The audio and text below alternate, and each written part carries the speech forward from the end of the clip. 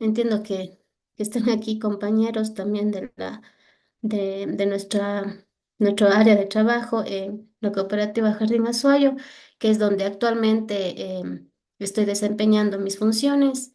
Entonces, por favor, les voy a pedir que para no hacerlo demasiado aburrido de que esté quizá yo hablando y hablando y no exista ninguna interacción de su parte, me gustaría que por favor enciendan las cámaras y que me indiquen sus nombres, no sé, su experiencia un poquito laboral, cuál es su interés, en qué se desempeñan actualmente y si es que han tenido algún tipo de inicialización en el mundo de las redes, no sé, algún curso o si es que actualmente están desempeñando algún cargo en esta área, por favor.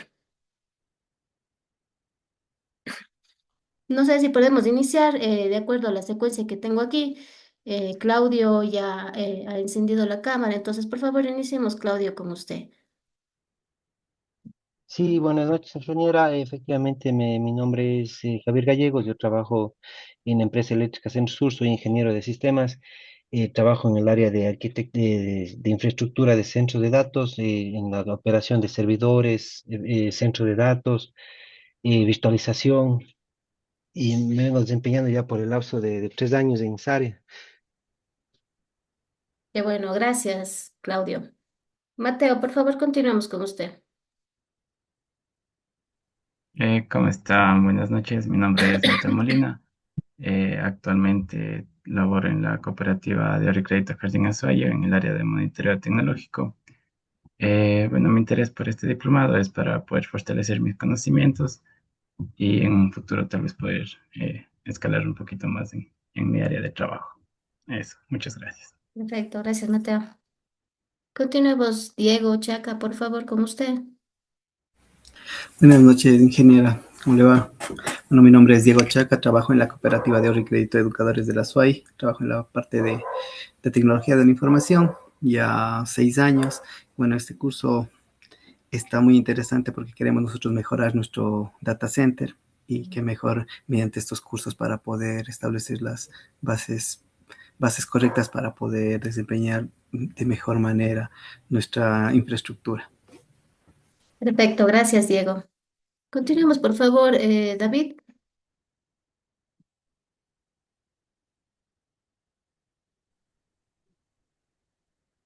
Buenas noches, mi nombre es David González, yo soy ingeniero en telecomunicaciones de profesión. Actualmente me dedico a desarrollar software para una empresa que desarrolla un core financiero y mi interés en este curso ha sido aprender más sobre infraestructura. Igual tengo conocimientos sobre redes por la parte de las telecomunicaciones, también he seguido los cursos del CCNA y eso. Listo, gracias, David. Vamos con Tania. ¿Cómo está? Muy buenas noches. Mil disculpas, estoy con un problema en la cámara. Mi nombre es Tania Morocho, yo trabajo en la cooperativa Caja, estoy en el área de infraestructura. Mi interés en aprender en el curso es afinar más conocimientos y poder armar de lleno todo lo que es un data center, tener todo el conocimiento, porque en la actualidad dependemos de proveedores. Perfecto, gracias, Tania. Jaime Jiménez, por favor. ¿Cómo está? Muy buenas noches, ingeniera, compañeros. Mi nombre es Jaime Jiménez. Soy ingeniero de tecnologías de la información de profesión. Actualmente me desempeño en el área de seguridad informática en el Consejo Nacional Electoral y mi propósito en este curso es aprender lo suficiente como para aplicar todos esos conocimientos pues en mi área de trabajo. Perfecto, gracias, Jaime. No sé si hace falta alguien que todavía no se ha presentado. Entiendo que son todos los compañeros o hace falta alguien que no está conectado ahorita. Parece que faltan, ingeniero. Ay, qué pena. Bueno, en honor al tiempo, bueno, vamos a iniciar un poquito indicándoles cuál ha sido un poco la experiencia que he tenido en el área de redes, sobre todo de centro de datos.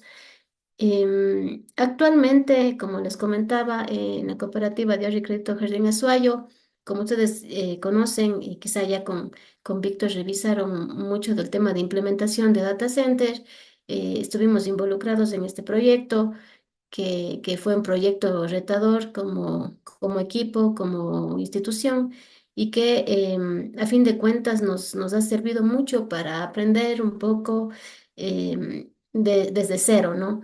Desde, desde la visión, desde los planos y todo lo que se quería lograr. A lo largo de estos años, llevo aproximadamente 13 años laborando en la cooperativa.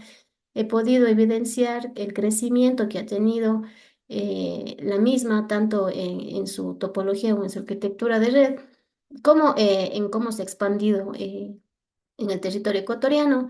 Y obviamente eso ha, ha valido para que todo el tema de infraestructura, todo el tema de red se complejice por un lado y por otro lado también podamos nosotros ir adquiriendo nuevas tecnologías, nuevas soluciones, ah, junto con la demanda que existe, ¿no?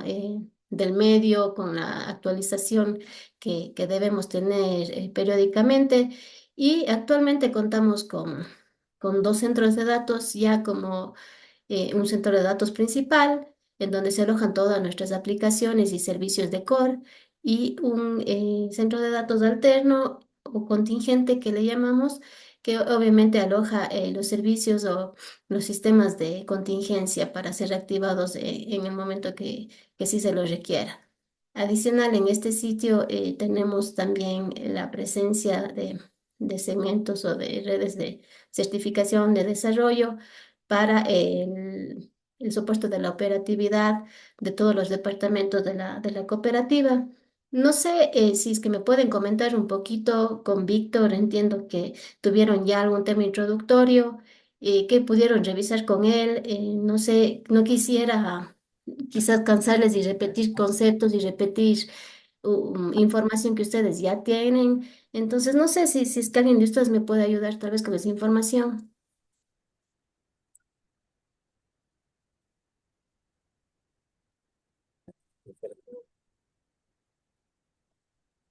Hola.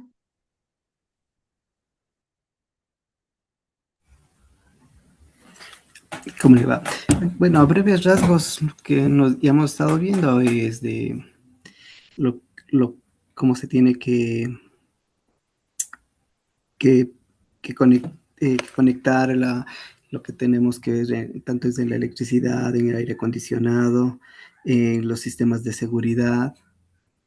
En eso hemos estado ahondando más en estas últimas clases, de cómo es la infraestructura en sí de un centro de datos, cómo se tiene que ir distribuyendo de mejor manera. Eso en Ok, general. ok, gracias. Bueno, como les decía, no quiero que estas presentaciones que vamos a tener las próximas 2 semanas sean de la tónica en la que únicamente esté presentando algún contenido y se vuelva monótono el asunto. Entonces, cualquier consulta que ustedes tengan, me gustaría que estemos interactuando, que sea también un conversatorio y un compartir de experiencia tal vez también para que lo hagamos de una forma más interactiva, ¿sí? Entonces les voy a presentar mi pantalla para iniciar un poquito con la presentación que tenía preparada. Entonces me confirman, por favor, si están todos viendo la presentación. Sí, ingeniero. Sí, sí, sí. Ok. Bueno, estamos cursando el diplomado en Administración y Gestión de Centro de Datos. Estas 2 semanas estaremos profundizando un poco en términos de la red, básicamente, de centro de datos, pero para ello necesito que tengamos conceptos fundamentales o conceptos básicos que seguramente muchos de ustedes ya conocen y que están ya un día a día tal vez relacionados con ellos, pero en todo caso es importante que exista este marco teórico para que más adelante podamos tener una comprensión cabal de los contenidos que vamos a revisar. Listo. iniciamos entonces con una agenda que he preparado para ustedes, para que conozcan qué es lo que vamos a revisar en este tiempo en el que estaré acompañándoles. Iniciaremos con una introducción a redes de centro de datos, un marco teórico, como les decía, que es totalmente necesario para poder más adelante comprender otros temas más a profundidad. Abordaremos también las arquitecturas tradicionales y modernas que actualmente operan en algunos centros de datos, los protocolos necesarios para esa comunicación, para esa conexión, y protocolos como SMP y balanceo de carga, virtualización de red, temas de VXLAN, SDN o Software Defined Networking, eh, que sería, digamos, las tendencias más actuales en lo que respecta a redes. Alta disponibilidad y redundancia. Seguridad, que siempre tiene que ir de la mano con toda implementación, es un eje transversal en TI, como ya muchos de ustedes conocerán. Mejores prácticas de diseño y casos de uso y conclusiones y calidad de servicio.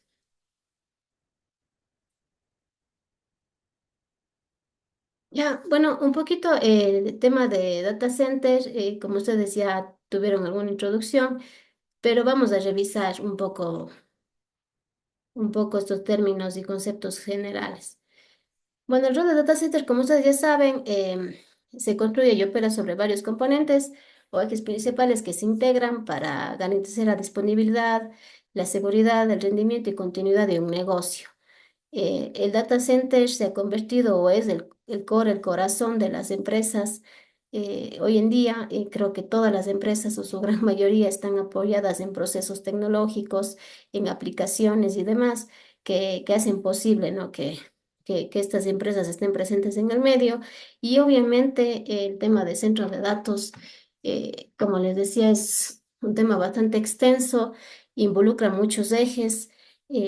Como ustedes ya habrán revisado en temas de almacenamiento, servidores, la red, el soporte y el monitoreo que debe existir en este tipo de centros, temas de energización o de energía eléctrica, las aplicaciones como tal, el software que está alojado en el site, cableado estructurado y de sistemas de enfriamiento, aire acondicionado, respaldo eléctrico, UPS, generadores.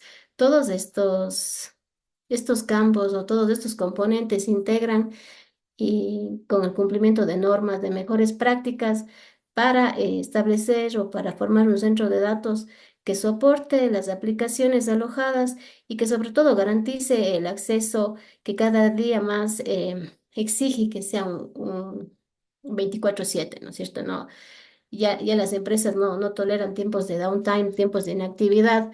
En términos del negocio, eso ya no es sostenible, por lo que las empresas siempre están invirtiendo en la actualización tecnológica, en la renovación como tal.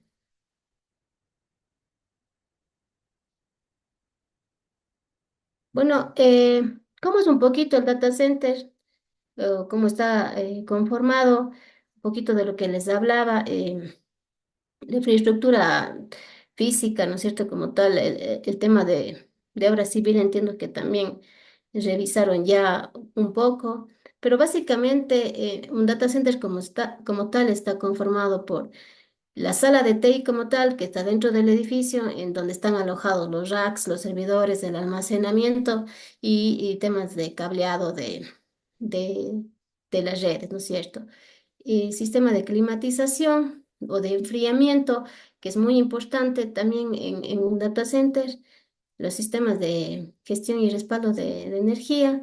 Entonces entran aquí ya en juego los respaldos como los UPS, como los generadores, que son ya necesidades o que son ya componentes estandarizados en un data center. Sistemas de protección contra incendios, la seguridad física que debe existir en todo data center, personal de soporte de operación, de administración, de gestión y de monitoreo, que es esencial en un centro de datos, todo el tema de interconexión, tanto hacia la red como tal de núcleo, como hacia afuera, hacia el exterior o la nube. Y todos estos ejes se integran para poder formar como tal un data center.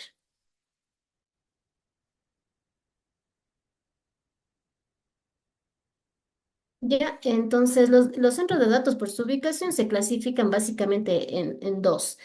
Em, la nube privada, ¿sí? Donde la infraestructura es propia de la empresa, como tal está ubicado físicamente en una dependencia o en un edificio de una empresa privada. La nube pública, que es una infraestructura compartida, en donde alojamos servicios, puede ser data center, puede ser hosting, ¿no es cierto? O puede ser housing también en la nube pública.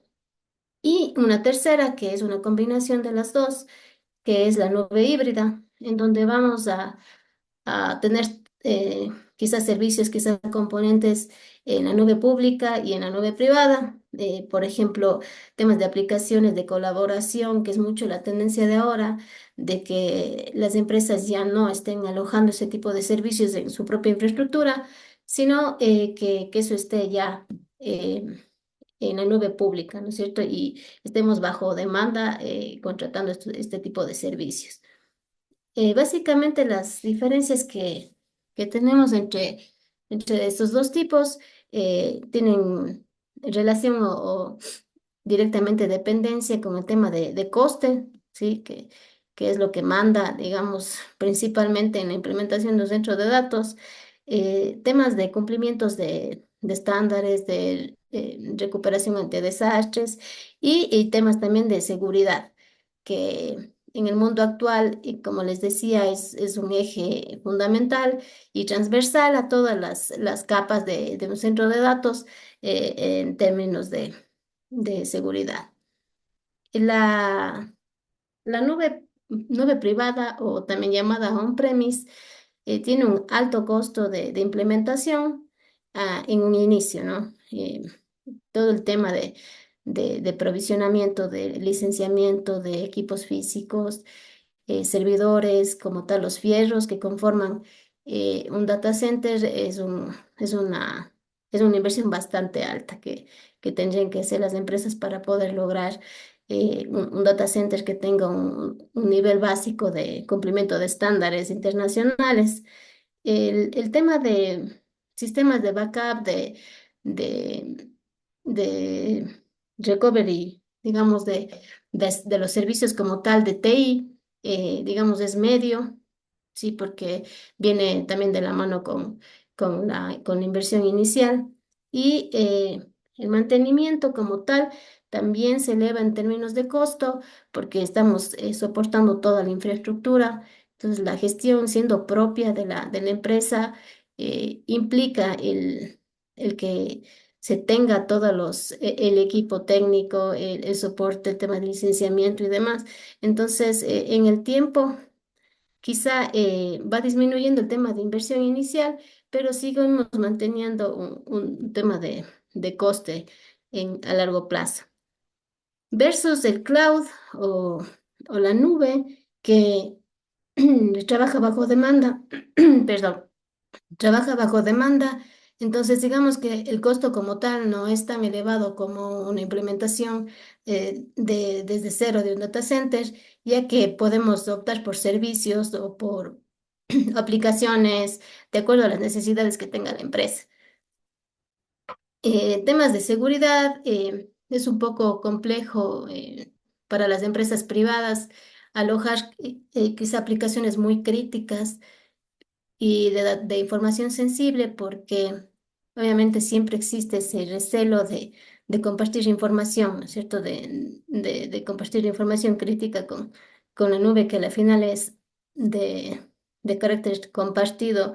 Entonces, hay que evaluar varias consideraciones antes de poder hacer una inversión o de poder tomar una decisión en cuanto al alojamiento de un data center.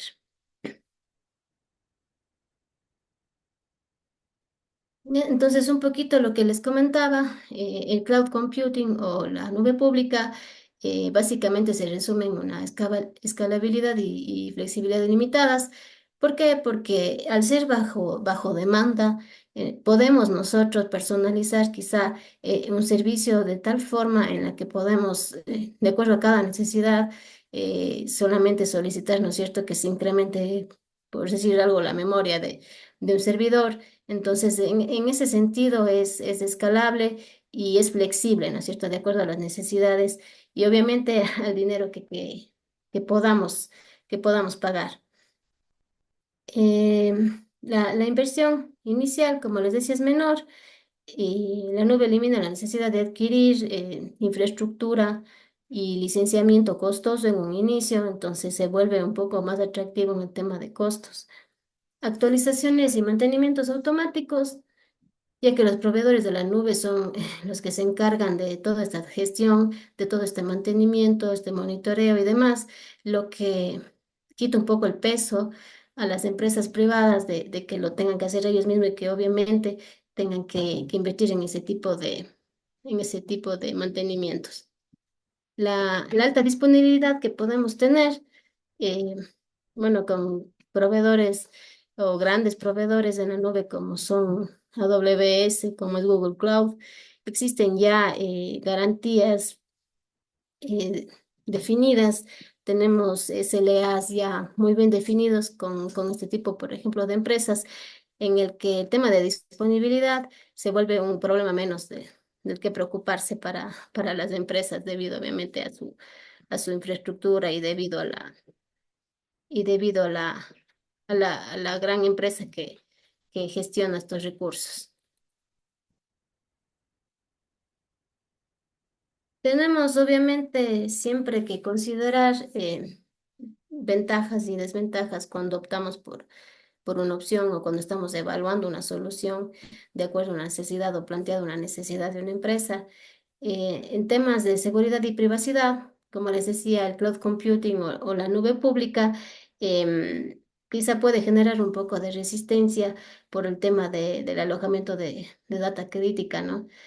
Quizá no para todas las empresas sea una opción, por ejemplo, compartir, por ejemplo, una base de datos de una empresa o de una institución de la banca, no creo que sea algo que se pueda fácilmente hacer. Entonces, es uno de los puntos que hay que analizar y que hay que evaluar en el momento de optar por esta solución.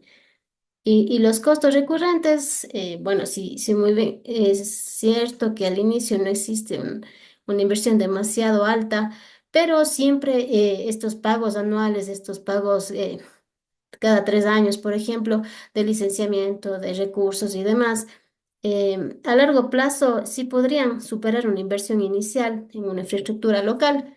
Si quizá evaluamos a unos 10 años, a unos 15 años, en el que ya se vuelve, digamos, se vuelve pesado pagar temas de licenciamiento que obviamente en el tiempo van a ir creciendo o van a ir agregando quizá términos y condiciones y demás. Entonces, sí se vuelve un punto también a considerar para la nube pública.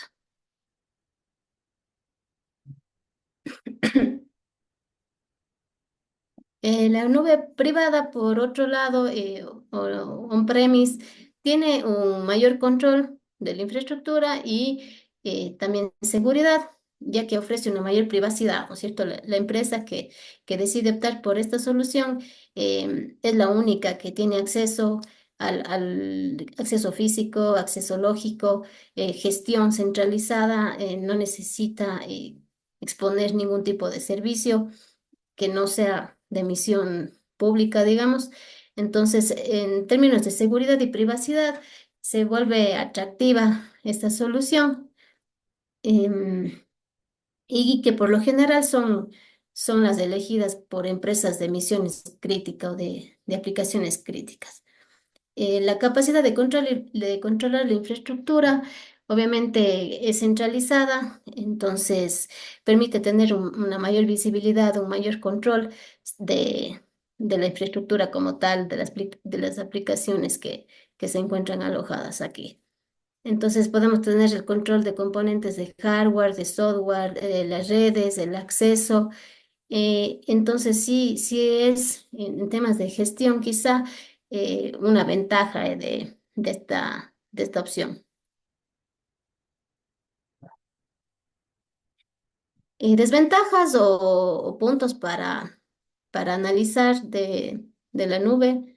Obviamente el tema de costos, como les indicaba, los costos iniciales son bastante significativos porque la inversión eh, es altísima en el tema de infraestructura, en el tema de equipos de red, licenciamientos, por ejemplo, plataformas o soluciones de red virtualizada. Todos ese tema de licenciamiento obviamente no es nada barato, entonces se vuelve también la inversión inicial bastante alta, por lo que no todas las empresas pueden adquirir, digamos, o implementar desde cero un centro de datos. Y la escalabilidad sí se limita porque obviamente ya no trabaja como la nube pública bajo demanda, sino que tenemos la infraestructura física y lógica, ¿no es cierto?, dimensionada para la misión de la empresa, para la capacidad de la empresa, la demanda que se pueda dar. Entonces, el tema de escalabilidad sí se vuelve un poco limitante al paso del tiempo, digamos, quizá en unos años ya no nos dé más un equipo que quizá maneje capacidades de conmutación que nos vayan quedando cortas o el firewall como tal se vuelve ya pequeño, digamos, para la demanda o el crecimiento de una empresa. Entonces, siempre va a ser un poco más limitante en términos de escalabilidad y flexibilidad.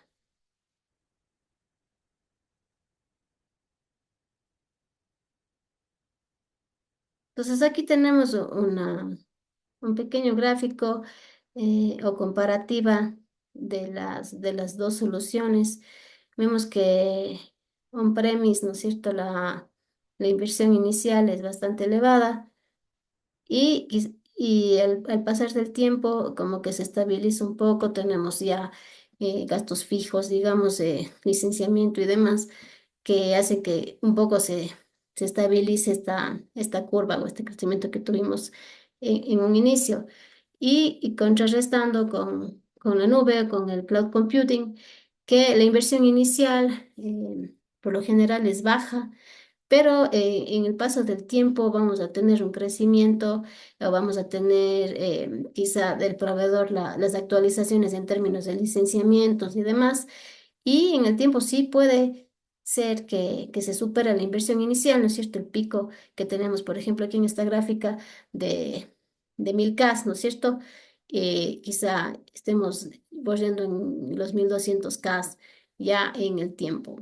Mientras más servicios o mientras más em, alojamiento tengamos en la nube, obviamente el tema de licenciamiento y de costes será mucho más elevado. Tal vez tienen alguna consulta. No por el momento de mi parte. Ok, continuamos entonces. Las normas y los estándares internacionales obviamente certifican un data center como tal para una operación, una categorización que le permita ser definido como altamente disponible, como tolerante a fallos y demás. Entonces, el tipo de calificaciones las tenemos, por ejemplo, y mejores prácticas de implementación con la norma ANSO TIA 942 que es una de las normas más grandes en términos de data centers. Entonces, esta norma define los estándares para el diseño, la implementación y la operación de centros de datos y establecen requisitos específicos para garantizar que ese data center sea confiable, sea altamente disponible, sea eficiente y sea seguro, sea óptimo en sus operaciones. Divide básicamente en temas de centro de datos en cuatro componentes o cuatro campos. En términos de telecomunicaciones, tiene también sus requisitos que se establecen. Tema de arquitectura como tal, del edificio, de la edificación en donde se va a alojar toda la infraestructura de data center. El sistema eléctrico, obviamente, es una es una de las aristas fundamentales de un data center, y también el sistema mecánico.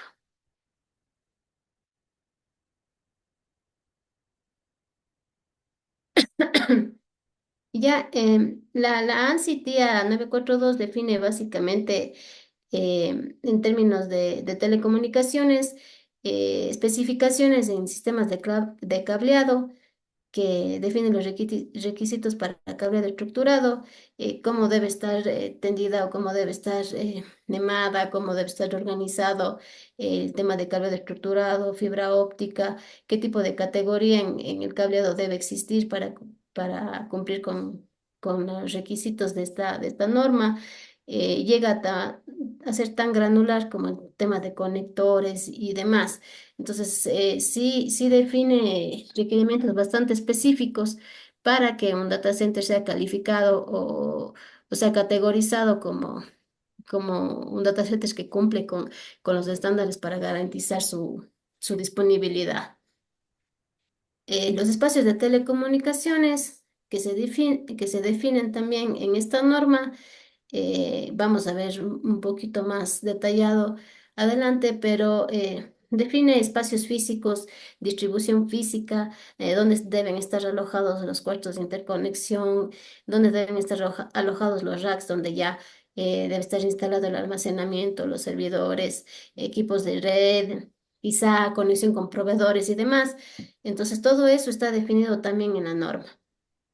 Las topologías que se definen o que se recomiendan, obviamente que cada empresa, de acuerdo a su misión, ¿no es cierto?, cuál es el core de su negocio, decidirá optar por la mejor topología, pero siempre garantizando temas de disponibilidad, temas de redundancia. Entonces, también establece arquitecturas jerárquicas y centralizadas para el cableado, incluyendo el cableado horizontal y cableado vertical.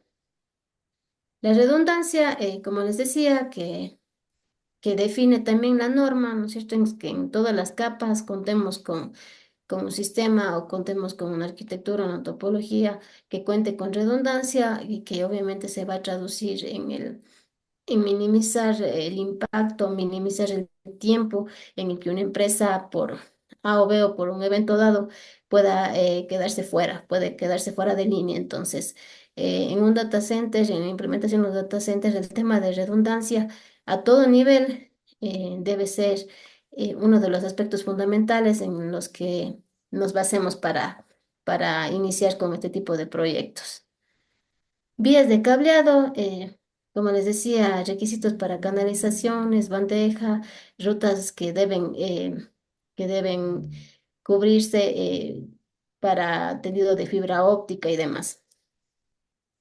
En el aspecto eléctrico, un poco, bueno, todo el tema de respaldos de generadores, de UPS, de distribución de las líneas, ¿no es cierto?, de las fases eléctricas y demás que también se definen en esta norma, y sistemas de apoyo, consideraciones de cableado de energía y sistemas inteligentes como tal, de automatización o de control en los data centers. Todo eso está definido en esta norma.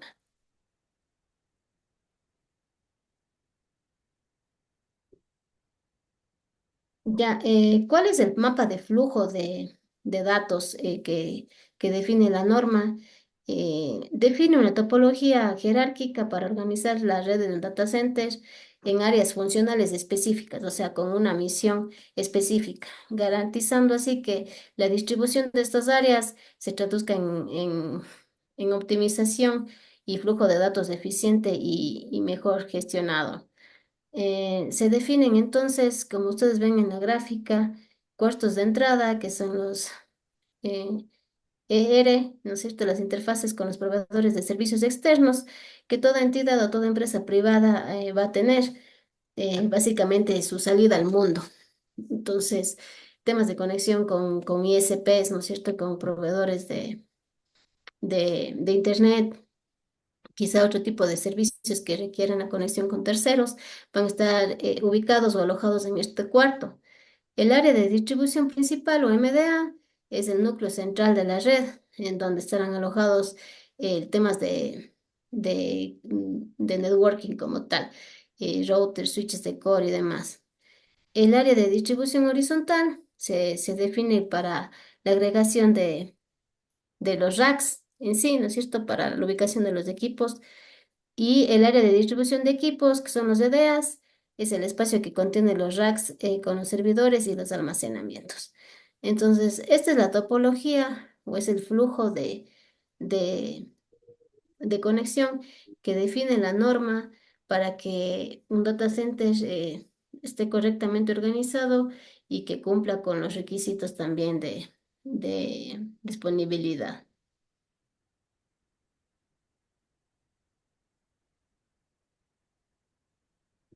Ahora vamos un poco con la definición de TIR, que seguramente revisaron también con Víctor. Los TIR son una metodología estandarizada que define y mide el tiempo de disponibilidad de un data center y obviamente nos sirven para tener una métrica o para medir cuál es el desempeño del mismo, es decir, cuánto tiempo, por ejemplo, al año le es permitido, de acuerdo a su categoría específica, estar fuera de línea que obviamente se va a tender siempre a que es el menor tiempo posible, pero de acuerdo a la misión, de acuerdo a las características de una empresa, se pueden ir categorizando en una de las cuatro categorías con las que contamos en términos de TIR.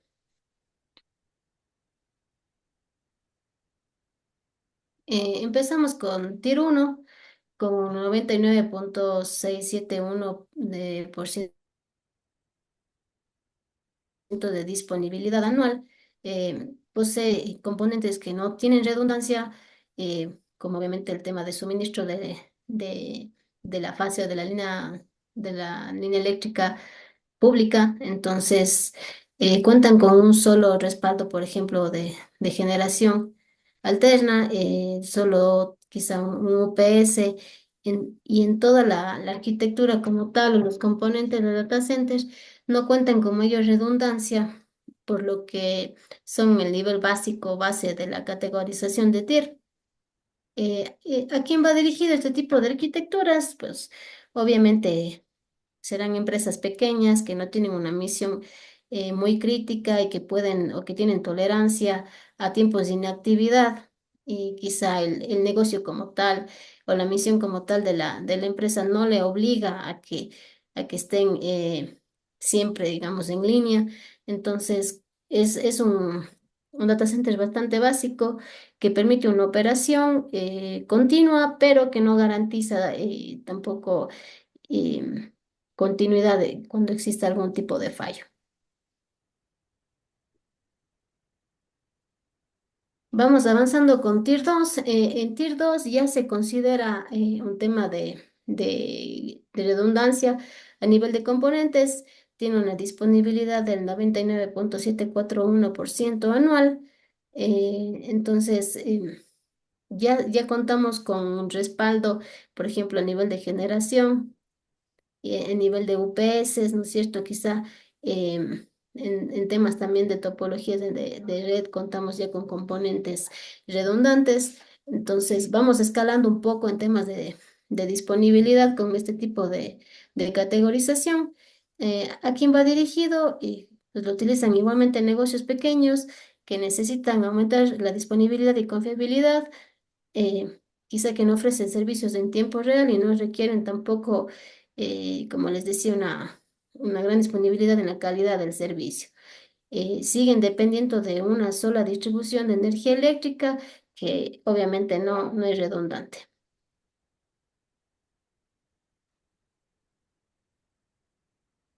Vamos con Tier 3 que ya es una categoría más avanzada. Obviamente contamos con redundancia.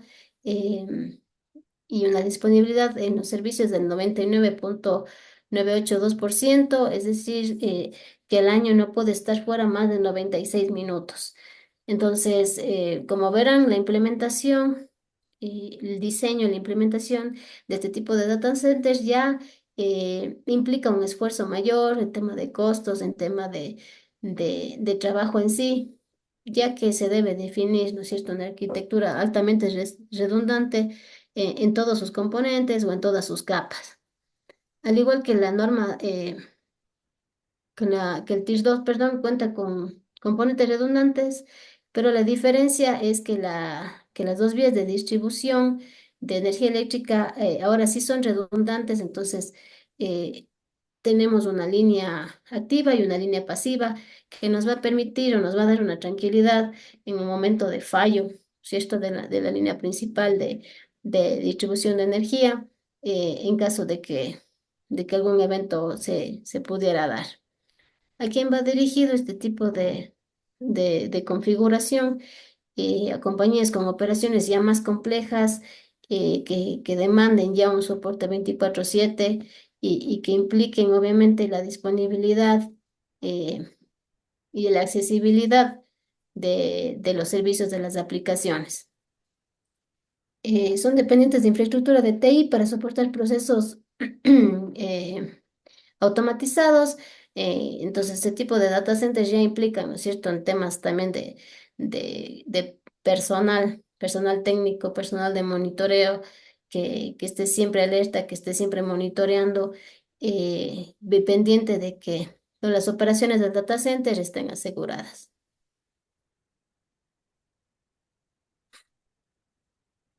Y por último, llegamos a la categorización del Tier 4, y es una confiabilidad y disponibilidad máxima de un data center con un 99,995% de disponibilidad, lo que implica o se traduce en un downtime, un fuera de línea de 48 minutos al año. Es básicamente no existe indisponibilidad de servicios, entonces se vuelve ya la categoría más fiable en términos de TIR.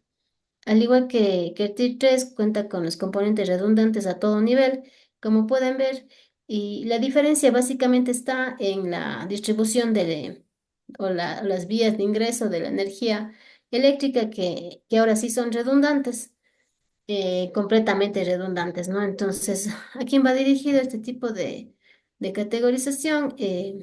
A grandes compañías ya que tienen generalmente comercio internacional, que son proveedores de servicios, por ejemplo, ISPs, ¿no es cierto? Son empresas ya transnacionales, son empresas ya grandes, entonces no pueden darse el lujo de no invertir, digamos, en una configuración o una arquitectura altamente disponible, porque eso se traduce obviamente en un downtime y, eh, bueno, obviamente en términos de pérdidas, de altas pérdidas de dinero.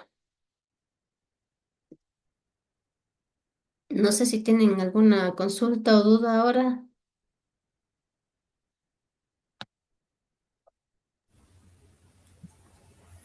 Bueno, parece que no.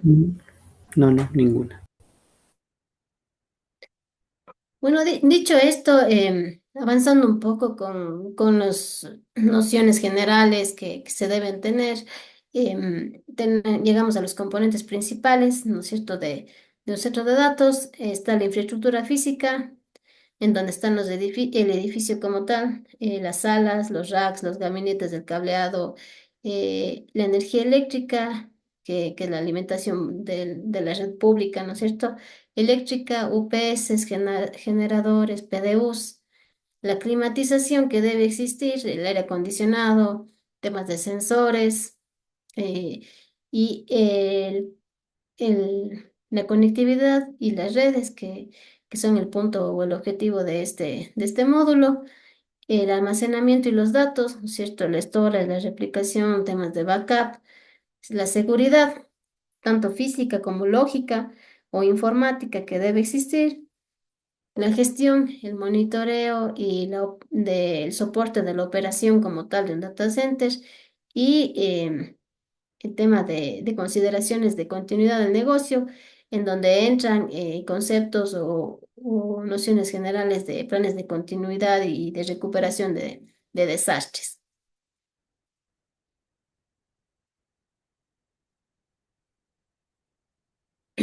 Ya, ¿qué es el networking de un centro de datos? Bueno, el networking de un centro de datos abarca tanto componentes físicos o de hardware como lógicos o software y protocolos que permiten la comunicación entre estos componentes y que al final del día o el objetivo de los mismos será proveer del acceso a las aplicaciones, a los servicios de una empresa. Eh, Obviamente están encargados de la conectividad también hacia el core de la red o de una institución. Entonces es tráfico de bases de datos, de servidores de aplicaciones y también su conexión o su exposición al mundo a través de redes externas como es el Internet. Entonces, tiene tres columnas, digamos, principales, que son la conectividad de servidores, el acceso externo y la seguridad y el control que, que se debe tener. Básicamente, estamos englobando, ¿no es cierto?, todos los componentes, los protocolos y demás que actúan en cada capa, pero básicamente va a ser la capa de núcleo, la capa LAN, donde está todo, la granja de servidores, temas de almacenamientos, bases de datos y demás. El acceso externo, ya que se va a dividir en el acceso tanto de consumo público, ¿no es cierto? O quizá de consumo de oficinas branch que necesiten interconexión con el data center. Y la seguridad y el control, que debe ser eh, realmente un eje transversal a todas las capas para asegurar y garantizar confiabilidad en una red.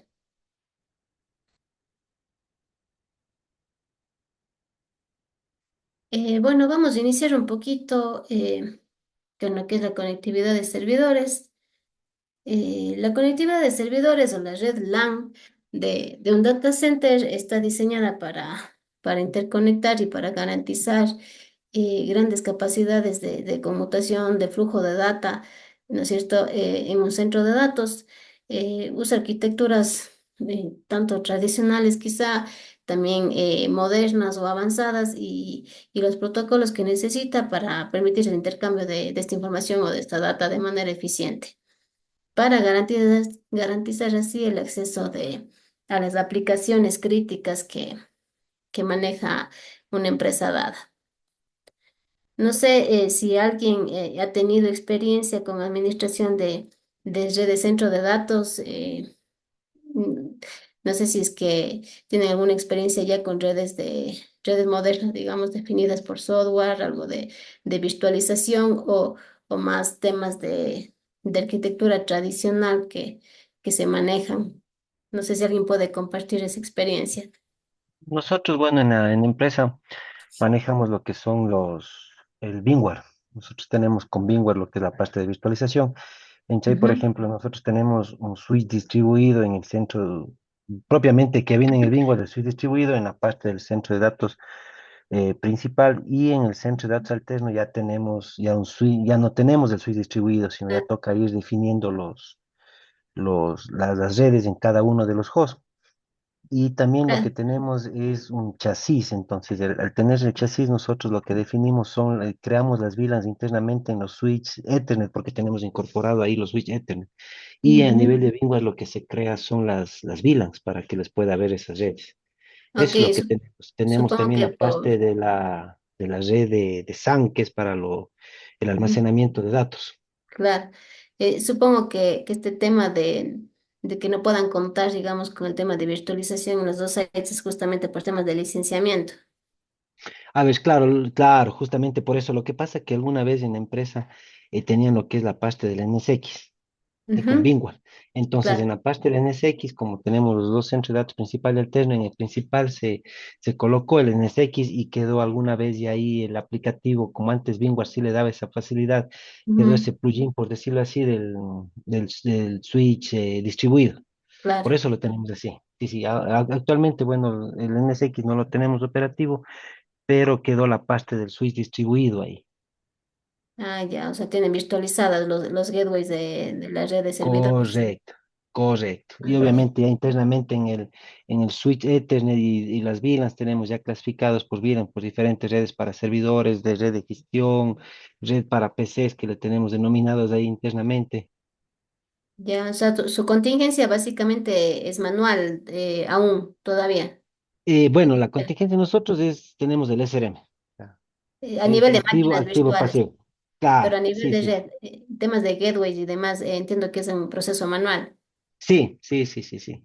Mm. Sí, sí, sí. Sí, interesante porque, bueno, como tal también tuvimos la experiencia con NSX, contábamos con NSX tanto en nuestro site principal y en el alterno, pero obviamente con estos nuevos términos de licenciamiento con los que el año anterior estuvo VMware, entonces se vuelve ya no se vuelve sostenible en términos de costo Claro, sobre todo la mantener este parte de tipo de costo. soluciones. Sí, demasiado Como somos una elevado. entidad pública, o sea, por decirlo así, tantos juguetes que viene Bingware ya no, o sea, no se utilizan todos en nuestra entidad, entonces podemos ser observados por ese lado. Entonces, actualmente Claro. estamos trabajando en un proyecto de renovación de la infraestructura. El alcance del proyecto es hacerle activo ya los centros de datos. Sí, ese es el alcance Sí, que estamos trabajando. Esperemos que ya este primer trimestre podamos contar ya con ese proyecto. ok, van a continuar con NSX. No, sabe que al ser una entidad pública nosotros no podemos colocar marca de virtualizador ni nada de eso. O sea, realmente es al visualizador que venga abierto al cambio. Si es que ofrecen bingo a buena hora, si no tendrá que venir el visualizador que gane el proveedor de la oferta. Claro. Claro, sí, sí, sí. A Sí, nivel, bueno, a nivel, a nivel público es muy, muy controlado esa parte. sí, me imagino. Sí, bueno, nosotros también hemos tenido un camino un poco largo buscando justamente esa configuración de activo-activo, que no es nada sencillo, básicamente definir o plantear temas de enrutamiento dinámico que permitan ese flujo automatizado de tráfico, ¿no? En el que no tenga que intervenir personal técnico, sino que una vez dado el evento o dada la situación, el throughput, ¿no es cierto?, o el tráfico de interés, automáticamente se mueva por el otro site. Sí, hay algunas consideraciones que tener ahí. Nosotros estamos ya, digamos, un poco en esa configuración, no con todas las redes a nivel digamos, nuestra granja de servidores principal, pero sí con otro tipo de redes un poco menos críticas que nos han permitido un poco evaluar la solución que tenemos actualmente.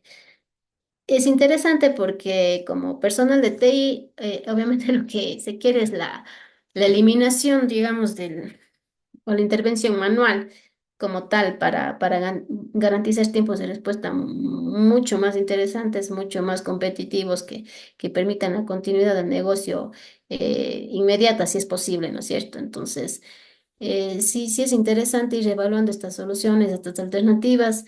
Obviamente, en términos de soluciones, de plataformas, existen variedad de ellas, pero obviamente siempre estamos atados a temas de contratación, ¿no es cierto? Temas de costos y de evaluar o de elegir, seleccionar un proveedor. Claro, Gracias sí, por justo en la compartir tu parte pública experiencia. es un poco más complicado esa parte de contratar, porque tenemos limitaciones. Si usted pone alguna especificación, puede ser que diga, yo no, ya está dirigiendo a cierto proveedor, entonces siempre hay que tenerle la parte Sí, es presente en la parte delicado. pública. En la parte pública, en la parte privada entiendo que sí se puede colocar sus aspectos. No, no tanto, sabe que no tanto. También hay que manejarlo con pinzas, eso no es tan sencillo también. Entonces, como son inversiones muy altas, en verdad el negocio, la empresa va a estar siempre pidiendo, ¿no es cierto?, justificaciones, validaciones de la necesidad, de la demanda. Entonces, sí, todo este tema de mejoras, de renovación de arquitecturas, de infraestructura, sí es un reto a nivel técnico por el reordenamiento que se debe tener también, pero también es un reto por todo este marco en el que estamos, ¿no es cierto? De la parte comercial, de la parte legal, entonces sí se vuelve un poco complejo este tipo de implementaciones. Vamos a hacer un break de unos 10 minutos. para poder quizá refrescarnos un poco. Nos vemos entonces nuevamente a las 8:12, por favor, para continuar.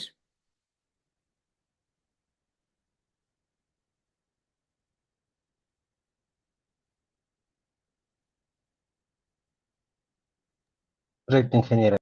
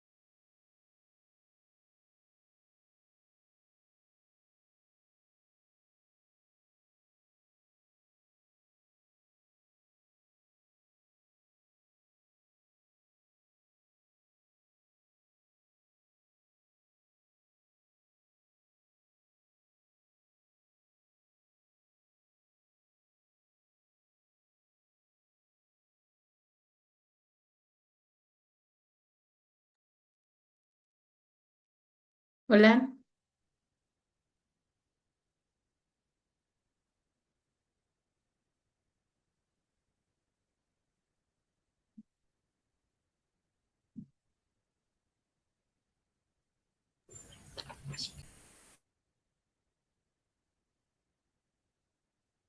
continuemos, por favor.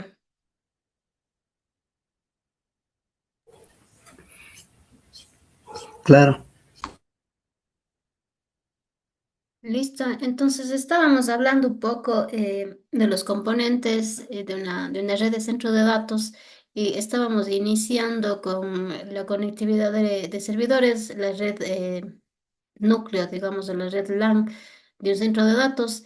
Entendiendo que estamos hablando más que una red LAN de usuarios, estamos hablando de una red más compleja o con misión más crítica, en donde están alojados servidores de web, de aplicaciones, bases de datos y demás, ¿no? Entonces, típicamente es una red que resulta o se vuelve un poco compleja, ya que hay que tener en cuenta varias características o varios requerimientos, los requisitos que debe tener para poder ser una red fiable, una red altamente disponible. Em, Básicamente, los objetivos o las características que debe tener este tipo de redes es justamente tener una alta disponibilidad y velocidad que manejen ciertos flujos de datos o grandes flujos de datos en velocidades óptimas, en velocidades altas que permitan un rendimiento, que permitan una experiencia del usuario de navegación, ¿no es cierto?, de acceso óptima como tal. De la mano con esto va a ir el tema de la latencia, ¿no es cierto? Siempre se busca que la latencia sea mínima, que sea baja. Esto lo vamos a lograr obviamente con capacidades a nivel de interfaces, ¿no es cierto? Manejar grandes capacidades quizá en los puertos de los routers, de los equipos físicos que permiten la interconexión o que permiten finalmente que la data, por ejemplo, entre cliente y servidor, no pase a través de cuellos de botella, no pase a través de componentes degradados que, que impiden, ¿no es cierto?, el flujo normal o un flujo aceptable para una percepción, para una experiencia adecuada. La eliminación de un punto de fallo único es primordial en este tipo de redes. No puede existir quizá por ahí un componente que, que sin el cual el acceso como tal a la red de servidores, a la red de data centers, eh, se, se, se caiga, ¿no? O sea, no puede existir en una topología, en una arquitectura de red de centro de datos, esos puntos únicos de fallo, porque obviamente estaríamos hablando de un data center o de una topología o arquitectura de red que no cumple con los requisitos de de una categorización tier 3, tier 4. Eh, Como les decía, debe tener altas capacidades de throughput, eh, que obviamente mientras más avanzamos en temas de tecnología y demás, existen equipos bastante robustos ya que manejan capacidades de comunicación en el orden de los teras, ¿no? Que son grandes volúmenes de data que están pasando a través de la red de data center. Entonces, el tema de los equipos como tal que soportan todo este flujo de datos debe ir de la mano también con este tipo de capacidades. La escalabilidad que debemos tener, obviamente siempre será propender a proyectarnos, ¿no? Tener una demanda que podamos en el tiempo soportar. Y si es que tenemos un buen dimensionamiento, un buen diseño, es lo que nos va a permitir dar continuidad a la demanda del negocio. Y en términos de segmentación. También, ¿no es cierto? Debemos tener una correcta segmentación a nivel lógico.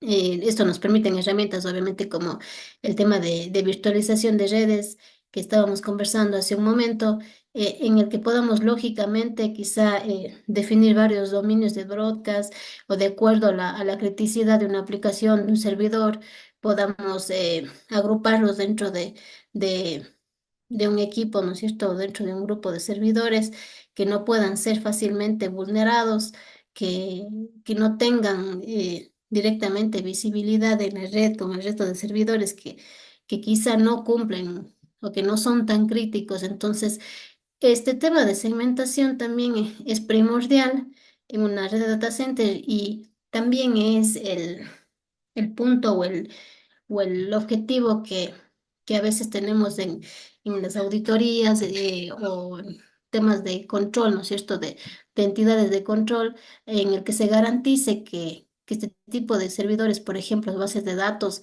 de las empresas, tengan todo este tipo de consideraciones, de que tengan un aislamiento lógico, ¿no es cierto?, en la red, para que tratemos al máximo de eliminar la posibilidad de una vulneración, quizá de un ataque, de un secuestro de una base de datos que hoy en día, ¿no es cierto?, ya se escucha a nivel mundial, temas de ransomware y demás. Entonces es importante tener un diseño que nos permita temas de seguridad, ¿sí? Que adicional al acceso, adicional a la velocidad, adicional a la disponibilidad, también tengamos siempre en cuenta el tema de la seguridad.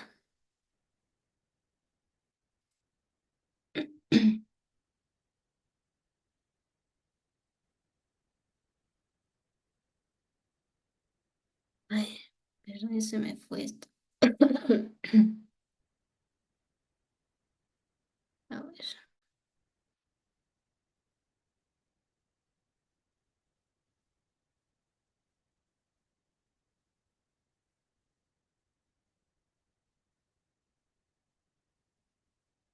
No me permiten.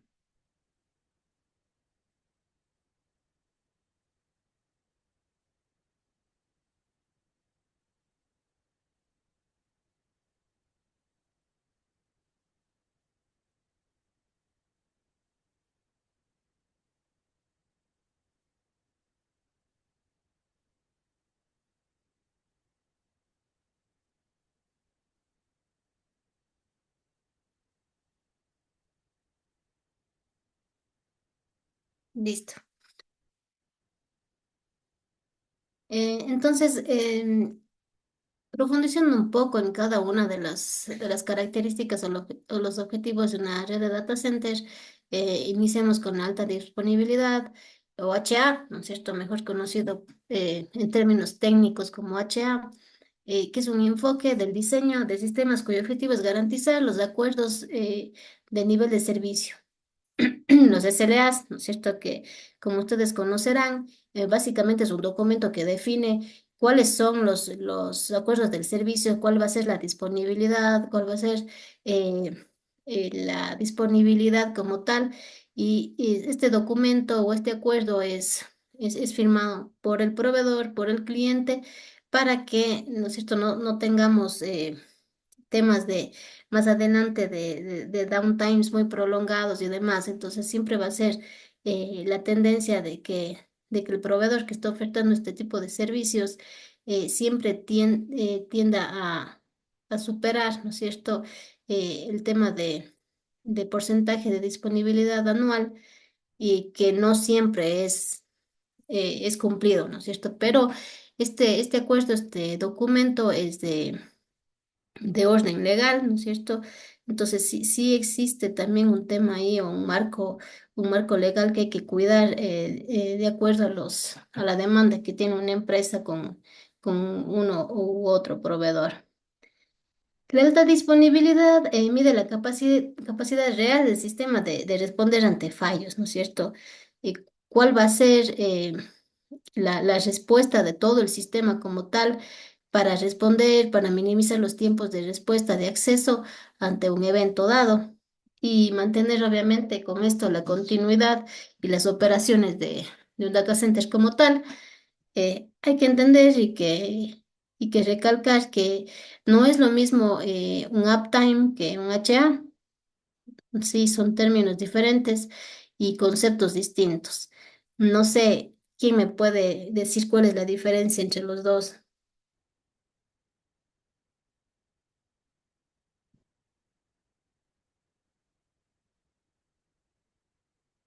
Nadie, ideas. Se entendería que a lo mejor HA es alta disponibilidad. Sí, bueno, cuando hablamos nosotros de uptime, hablamos de un tiempo de encendido como tal.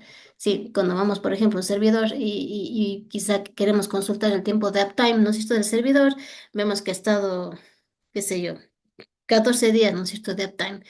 No es lo mismo el HA porque el HA significa que el servicio como tal, o sea, el acceso al servicio o el servicio de manera integral fue disponible, fue asequible. Entonces, el uptime significa nada más tiempo de encendido, pero no significa que quizá detrás de ese servidor, por ejemplo, la aplicación que está donde está alojado, ¿no es cierto? O que está alojada en ese servidor, haya estado disponible. Entonces, esa es la diferencia del HA y el uptime. El HA define, ¿no es cierto? O el HA implica que el servicio fue disponible y que fue accesible.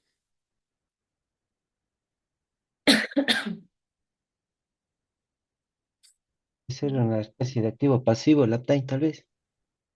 No, o sea, el uptime es un término que nos indica nada más un tiempo de encendido como tal. Pero no nos dice, ¿no es cierto? No es lo mismo decir tuve un uptime de 14 días, que quizá esos 14 días pudo estar el uptime, ¿no es cierto? Pudo estar todos mis equipos encendidos, todos mis equipos operando, pero en términos del servicio como tal, quizá no fue así. Quizá por ahí tuvo algún error la aplicación, algún error de usuario, no sé. Entonces, no es igual hablar de HA que habla en términos integrales del servicio como tal, de que se ofrezca un servicio como tal, a que únicamente tengamos por ahí temas de encendido de equipos o de operación como tal de los equipos. Bueno, pasamos un poco a las definiciones de alta disponibilidad a su relación o la diferencia que tenemos con la tolerancia a fallos. La alta disponibilidad, como estábamos conversando, se logra mediante la integración de un conjunto de componentes, ¿no es cierto? Que de acuerdo a una configuración dada y de acuerdo a una necesidad planteada por la empresa, de acuerdo a la misión de sus servicios tecnológicos, eh, se pueda definir. En caso de fallo, ¿no es cierto?, de un componente de un servidor principal, es uno de los servidores backups que conforma un clúster, que conforma una configuración de clúster que detectará esta caída, ¿no es cierto?, y reiniciará el servicio en otro componente y el monitoreo como tal de todos estos componentes que intervienen para la entrega como tal del servicio es esencial para garantizar el tema de disponibilidad. La tolerancia a fallos, por su lado, se logra duplicando todos los sistemas, de modo que la reserva asume el control sin interrupciones. Entonces, en alta disponibilidad hablamos de minimizar al máximo tiempos de inactividad y la tolerancia a fallos ya hablamos de un sistema mucho más avanzado y complejo que prácticamente permite transparencia en el momento de un fallo o de una caída, en el que el usuario no se llega nunca ni siquiera a enterar que hubo algún problema, que alguna aplicación no estuvo disponible, porque automáticamente todo el sistema como tal integrado en todas sus capas respondió y habilitó el servicio de manera transparente. Obviamente, esta configuración o este sistema implica una alta inversión, ¿no es cierto?, en temas de duplicar todo tipo de componente que, que puede resultar o que puede impactar en caso de un fallo en toda la traza o todo el camino de entrega del servicio como tal, por lo que requiere, ¿no es cierto?, esta inversión en temas de adquisición de hardware sobre todo.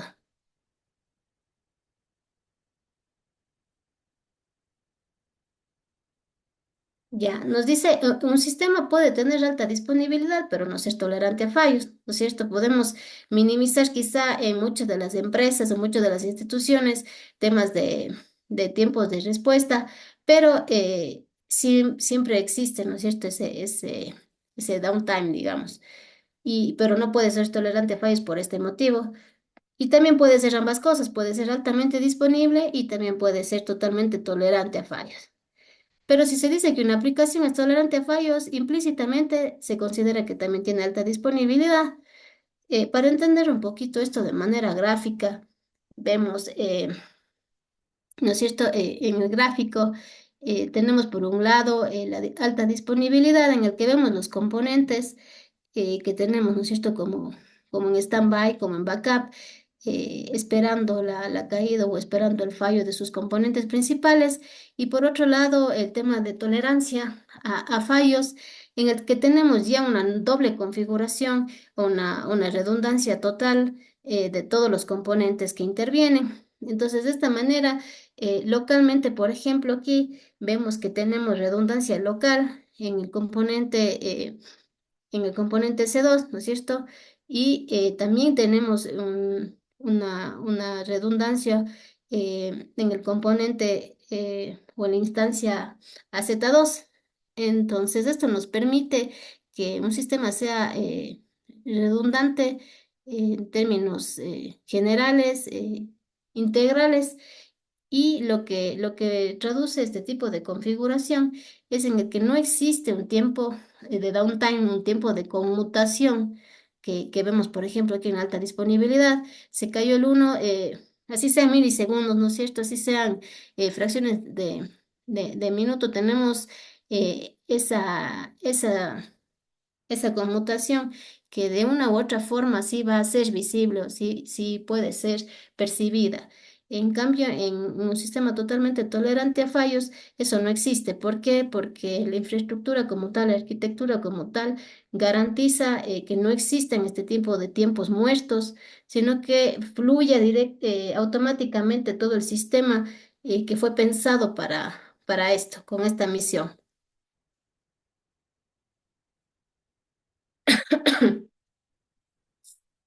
¿Cuáles son las métricas que tenemos en la alta disponibilidad? Bueno, en cuanto a las empresas, ¿no es cierto?, que están sujetas a temas de normativa y demás, de entidades de control, está siempre presente la planificación de la recuperación ante desastres. Entonces, por lo general, anualmente, todas las empresas hacen un ejercicio de, de este DRP, ¿no es cierto?, de este plan de recuperación, para garantizar de que sus operaciones puedan ser sostenidas en un site alterno, en un site contingente, y que el tiempo que vamos a poder levantar los servicios, ya sea un servicio específico o ya sea todos los servicios de un site, o sea, que se cayó todo el site o una aplicación crítica como tal, pueda ser restablecida de manera que, que este tiempo de inactividad o de indisponibilidad sea mínimo. Entonces, estas métricas son el RPO y el RTO, que, que, que básicamente engloban lo que es la alta disponibilidad. El RTO, u objetivo de tiempo de recuperación, justamente define la duración máxima aceptable para una empresa ante una falla. Si esto sea un desastre natural, o sea, algún tema específico. Entonces, las aplicaciones de misión crítica requieren que el RTO, que este tiempo de recuperación, sea el más bajo. Y en empresas de misión crítica, incluso cercanas a cero, ¿no es cierto? Que es a lo que todas las empresas quieren o deben propender. El RPO, por otro lado, u objetivo de punto de recuperación, define la cantidad máxima aceptable de pérdida de datos durante una falla, que es también otra consideración a tener mucho en cuenta en entornos de data center. Y si bien es cierto, estuve, ¿no es cierto?, un tiempo de downtime en el que tuve un problema, mis aplicaciones no fueron accesibles, tuve un evento a nivel de la red de núcleo, la red de core, y esto quizá a su vez impidió una réplica entre bases de datos. Entonces, el RPO también nos da un punto de métrica, o de medida de cuál es la cantidad de data máxima que pudo haberse perdido durante un evento de este, en el que quizá no se pudo replicar la base de datos, por ejemplo. Entonces, siempre estos dos términos o estos dos mm, objetivos tienen que ser muy bien analizados por una empresa para dar cumplimiento a normativas y también al tema de garantizar, ¿no es cierto?, la integridad de la data de los usuarios y demás. Vemos en el gráfico un poco resumido el tema del RPO y el RTO, ¿no es cierto? En un incidente dado en un momento, el RTO, ¿no es cierto?, indica el momento en el que se pueden reanudar de manera normal o se puede restablecer la operación total de un data center, del servicio como tal. Y por su lado, el RPO es el porcentaje de pérdida de datos aceptable hasta, ¿no es cierto?, levantar una instancia, un último respaldo, un último snapshot, no sé, de una máquina virtual. Entonces, estos dos objetivos tenemos siempre que tener en cuenta en un servicio de data centers como tal.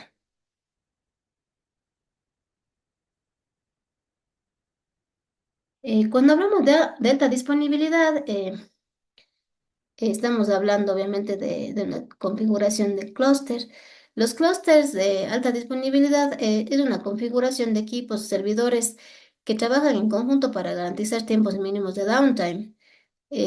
¿Cómo se logra esto? Obviamente con la conmutación automática por error en un sistema redundante, eliminando puntos únicos de fallo, la detección automática también de fallos, que va de la mano con lo que habíamos conversado anteriormente, ¿no es cierto? De que se tenga todo un equipo, que se tenga toda una plataforma, una herramienta de monitoreo en tiempo real que nos permita, ¿no es cierto?, detectar inmediatamente un fallo, porque todos estos tiempos que se van sumando en la detección, en el diagnóstico, en el troubleshooting como tal de un evento, se va a traducir en que se eleve demasiado el tiempo de restablecimiento de un servicio o no, que es lo que exige una empresa, ¿no? Que sea el tiempo mínimo. Y la garantía que habíamos conversado de cero pérdida de datos, que, la, que al final del día toda empresa eh, es de preocupación y de temor, ¿no es cierto? El activo más importante de toda empresa creo que es su base de datos, por ejemplo.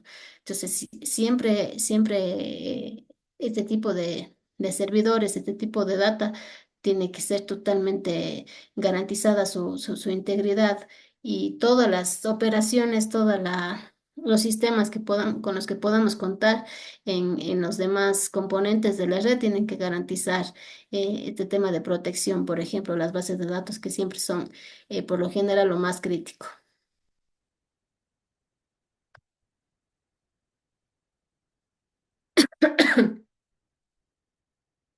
¿Cuáles son los tipos de clúster? Eh, bueno, existen dos tipos que son los activo-pasivos y los activo-activo, ¿no? En un clúster de dos nodos, por ejemplo, en el que el uno está activo, en el que uno está operando y el otro permanece como en stand-by, eh, los nodos pasivos o de toma de control están listos para reemplazar las operaciones o asumir el throughput por ejemplo, de una red en caso de fallo del nodo activo.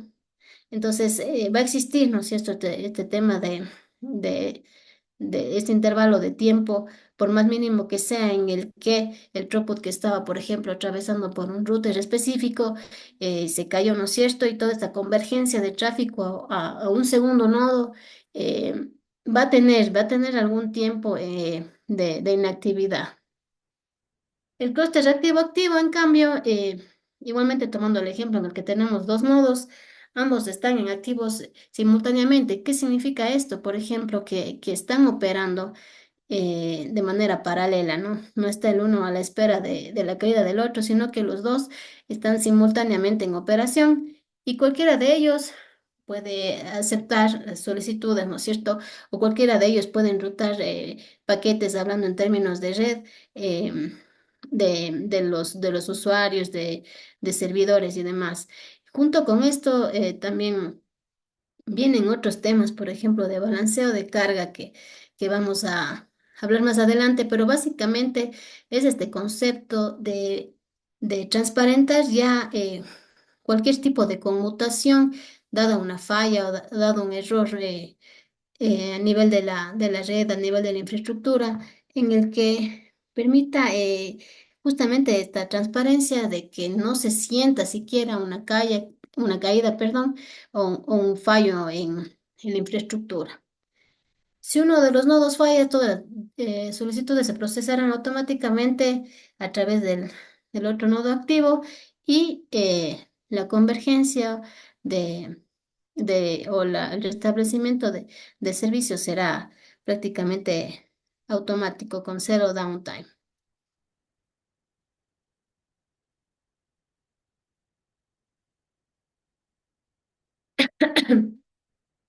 Ya, entonces los componentes esenciales para lograr una arquitectura de HA de alta disponibilidad es manejar la redundancia en todas sus capas, ¿cierto?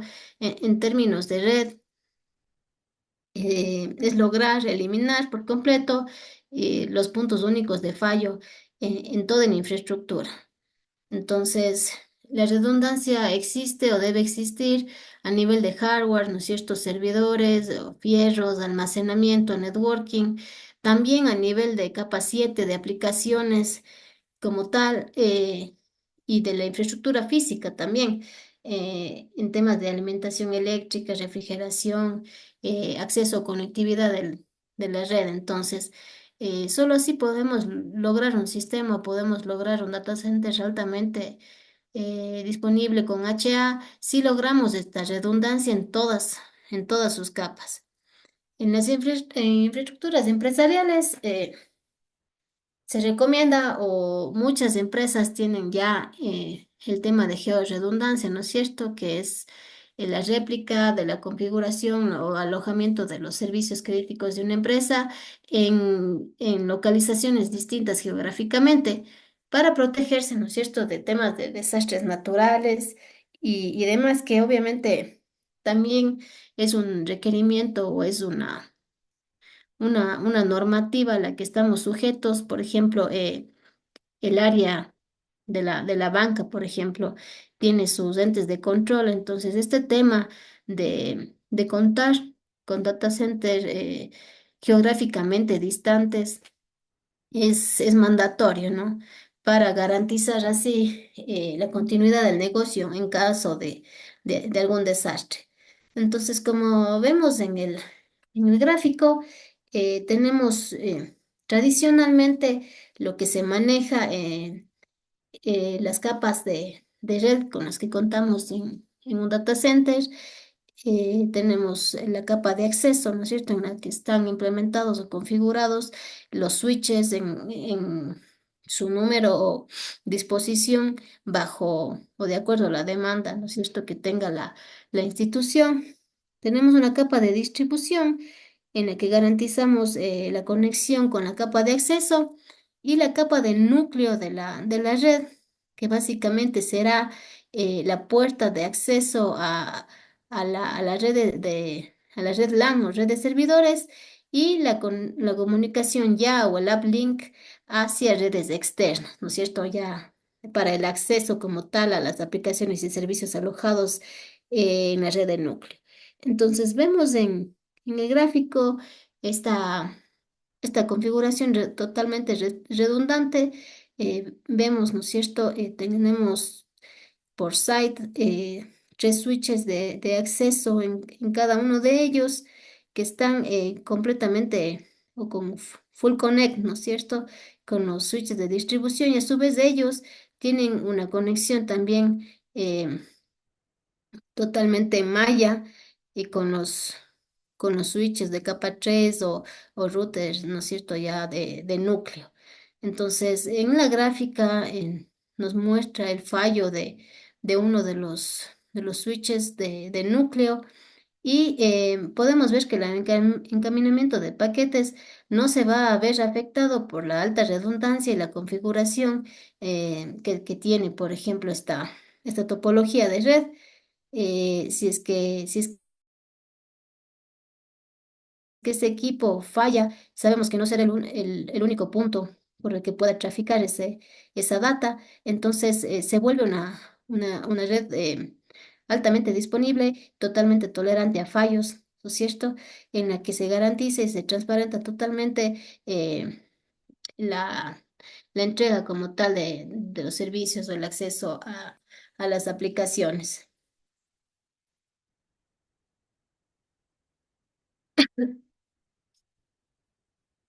Ya, otro eje que se debe considerar o que es mandatorio es el tema de sistemas de failover automático. Es un mecanismo que permite migrar o que permite que un componente o que un nodo asuma, ¿no es cierto?, una carga de manera automática sin intervención manual. Eh, Existen también en este tipo de sistemas la configuración activo-pasivo y activo-activo, y cada uno tiene, ¿no es cierto?, su relación entre costo y latencia. En las arquitecturas más modernas esto se logra mediante tecnologías de clustering y, por ejemplo, temas también de redes virtualizadas que nos permiten tener este balanceo de carga y esta configuración activo-activo para que todos los nodos o todos los componentes en una capa, ¿no es cierto?, estén totalmente sincronizados y listos para asumir la carga en caso de ser requerido. Entonces, vamos a ver en la gráfica, por ejemplo, tenemos un sitio A y un sitio B. Tenemos en cada uno de ellos dos nodos, ¿no? Y por un medio ya sea de un enlace de fibra óptica o fibra oscura, tenemos la replicación entre los sites, ¿sí? Tenemos un DNS server que aparece por ahí y un terminal, ¿no es cierto? Un equipo de usuario, un terminal como tal. Entonces, vemos que este sistema se vuelve totalmente tolerante a fallos por la configuración que tiene y la réplica que tiene de la sincronización entre los nodos, que pueden ser bases de datos, por ejemplo, entre el sitio A y el sitio B. Obviamente que estamos dependiendo en esta configuración o esta gráfica de un medio físico, ¿no? Pero también a ese nivel podemos invertir o podemos armarnos de tal manera de que no sea un único punto de fallo, por ejemplo, un canal o un enlace dado para este tipo de tráfico. No sé si tienen alguna consulta ahora.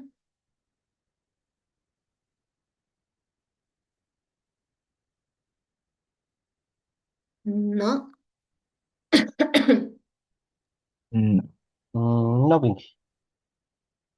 Listo. Eso es lo que tenía preparado para el día de hoy. Como les decía, es necesario todo este marco teórico para poder más adelante tocar otros temas ya un poco más técnicos, digámoslo así, pero sí necesitamos repasar un poco todos estos conceptos. Entonces, entiendo que vamos a tener clases los lunes, martes y jueves, según el cronograma que pude revisar. Entonces, nos vemos el día de mañana a las 7 p.m. y cualquier duda o cualquier observación que pudieran traer para el día de mañana, bienvenido sea. Chévere, ingeniera, muchas gracias. Buenas noches con todos. Gracias, Muchas Benito. gracias, Muchas ingeniera. Buenas gracias. Una buena noche noches. con todos. Bye. Gracias. Muchas gracias, una buena noche. Gracias, hasta Chao, luego. chao, hasta mañana. Gracias.